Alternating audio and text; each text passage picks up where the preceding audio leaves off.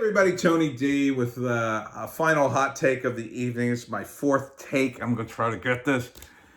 First off, I want to thank you all for helping me get my BitChute subscribers above 100. Thank you. That's a pretty nice little milestone on BitChute. Now, the next goal is to get the YouTube channel up to 2,000. So pass around the link if anything I say makes sense, or if you like one of my videos. Thank you in advance. Now, I watch, one of the YouTube videos I watch every week is The Fourth Age with RJ. And The Fourth Age, RJ talks about Marxism and feminism and how it sort of permeated comics and kind of ruined them. So today, he had a really in-depth video. I won't do it justice by the description, but in a nutshell, it was a couple of the women in Marvel, one who I think's high up in the organization, another whose talent, talking about a comic they do called The Unstoppable Wasp. And RJ showing pages from the comic as he's talking, and it's just, there's no other way to describe it, but it's like the girliest thing you'd ever see, right? And I've said this a million times. Girls don't really read comics. Yes, there are female fans. There are a few of them. But superhero comics are aimed at men.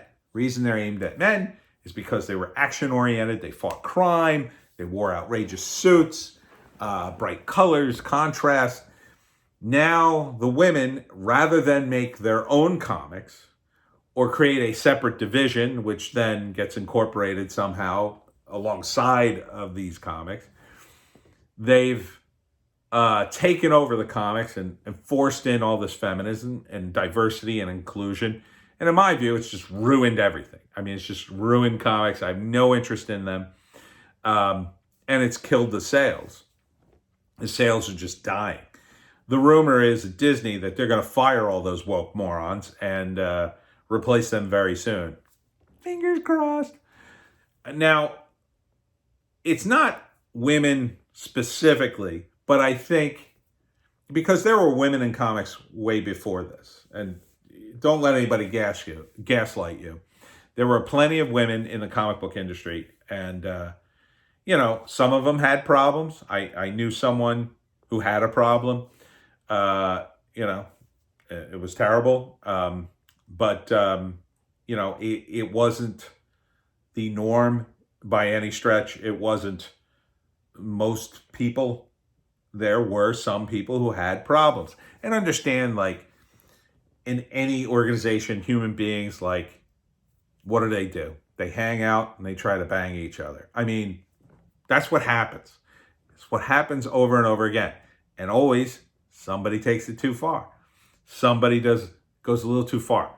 Somebody pressures somebody who's sensitive, don't like that, or somebody really is just a psychopath and shouldn't be around people.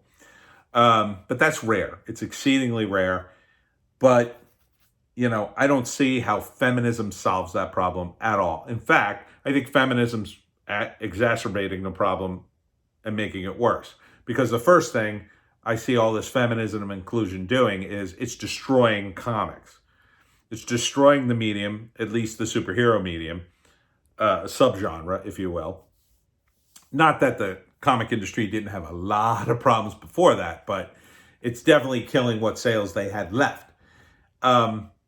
And one of the reasons I think that is I've talked about this before. There's what I believe a culture of women. Now, it's not 100%. It's not every woman. I'm not trying to be misogynist, but I'm saying that there's this tendency that it permeates. I mean, there's a culture of men too. And I think we all know what the culture of men is, right? I mean, we belch and fart and we talk about women and, we do all sorts of gross things and we're crude and tactless sometimes, but it's not every man. It's not all the time. Same thing with women. But their culture is different. Their culture is one of indirect power. Men are direct power, women are indirect power. And that, I've always theorized, is biological because during Neolithic times, there's no laws, there's no civilizations. How do women get by? Men are stronger, there's no laws, so you can do anything you want. If you're stronger, you're screwed, right? So women had to use indirect power. And they do that through talking, through, relationships, through familiar ties, however they had to survive, that's what they would do. And they've developed that over hundreds of thousands of years. Whereas men, we're just more direct. Oh, I'm bigger than you. Listen to me. It's all very simple on the men's side. With women, it was always like this complicated ball of stuff. And that doesn't denigrate women or men because we developed slightly differently. And those differences also helped us, I think, be stronger together when men and women work together, But, now we have this idea that, or at least that feminists tend to push, this idea like, well, women have to be in the STEM fields. They have to be in the STEM fields. Men have been oppressing us for generations, and we got to push that, and we got to push it in comics, and we got to push it in everything. Everything must be equal. It's not a feasible solution because are you going to force some women to go work in the sewers? Are you going to force some men to design clothes? There are just fields that some women are better suited for. They tend to dominate nursing, teaching kids, little kids. They have a different sort of color registry in their eyeballs. Men see the contrast greater. Women can see much more subtle colors. So they go into more designy type stuff. And there's nothing wrong with that. I think this idea of pushing people into STEM cells and STEM jobs, STEM fields. That's what I was looking for. You're just forcing the issue. And the other element is this idea that more women tend to lean left politically and men tend to lean right politically. Right-wingers tend to be pull yourself up by your bootstraps. Left tends to say, oh, let us help you. Let mommy help you. We'll take care of you. Don't worry about it. And that's very seductive, I think, for women who are more nurturing. But at the same time, it's dangerous because when I see women get frustrated, their frustration is about, why don't you just do it?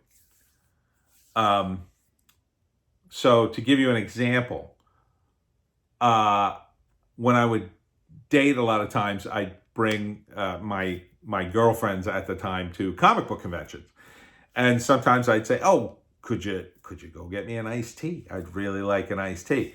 And they would take off and go, oh yeah, I get you an iced tea, honey. And they'd take off and they'd come back 10 minutes later with an iced tea and a sandwich and a bunch of candy and some cookies and a soda. And I'd be like, whoa. What the hell is all this? Oh, I just thought you'd like a selection.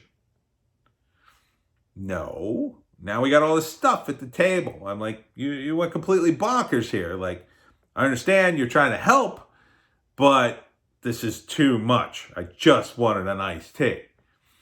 And almost invariably, they would get mad at me because I didn't appreciate them. See, I asked them for one thing, but that wasn't enough credit, boyfriend credit, I guess. So they come back with 10 things. And they want credit for all 10, even though I don't want them. And it's that kind of stubbornness that I think is driving this push into the STEM fields, this push for feminism, this push of Marvel Comics, even though it's kind of failing. I don't have statistics on the STEM fields, but I could tell you that Marvel Comics is a complete another S show from top to bottom, in my opinion, as a guy who worked in comics for like 20 years. They don't know what they're doing at this point. They're pushing and pushing and pushing.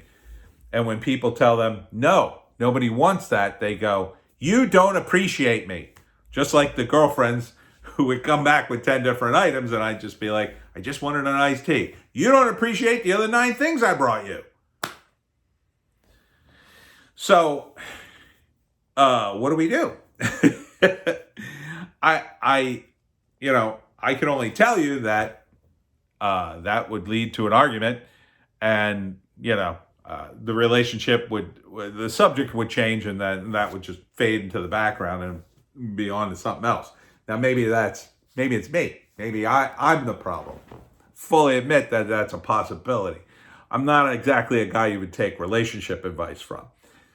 But, I think with the Marvel Comics situation and similar situations, I see a lot of women, they've taken over publishing and they've taken over a lot of fields. There's this idea that they don't really take responsibility. What they do is they pawn it off on, well, see, it's because men ran this business for so long, and it's not my fault I didn't get the right training, or it's not my fault this is a failure because men ran it for so long. I think that's a very tempting way to sort of shift the blame. And because women tend to have this very indirect power, men are more direct, that biologically speaking, women had to be indirect, that they're more tempted to shift the blame. And thus we get something like the Star Wars fiasco, and I would call it a fiasco, and it's still continuing, because the women in charge are kind of like, well, it wasn't our fault. Obviously, that was somebody else's deal, and we're just going to keep on. Now, you could argue that that's still a smart thing. They're still in and they're still working, but, for society in general, it's not good because Star Wars, Marvel Comics, a lot of things have been ruined. You can argue that those particular individuals responsible have enriched themselves and at the expense of everyone else. And that's not what you want.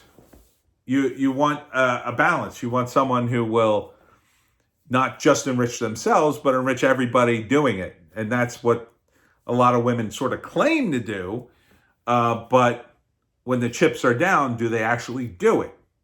Can they actually take the criticism? And I would argue that a lot of them don't. A lot of them will fall back on, I don't know what you'd call it. I'm reluctant to say conditioning, but maybe it's a kind of conditioning that it's very tempting. I mean, some of them don't, obviously, but I think a good deal of them do. And until we reach a point when women are either willing to acknowledge that maybe they don't have to be in every sport and job in the world to make everything equal, or that they're going to have to understand that they're going to have to essentially act like men in some jobs, or take responsibility or whatever. Does that make any sense? I'm not sure I made any sense, but this is 4 takes. So I am done. I got to write some books. Thank you for listening to my rambles. And write down in the comments if I'm making any sense whatsoever. I'm just trying to work things out in my own brain. It doesn't always come out right.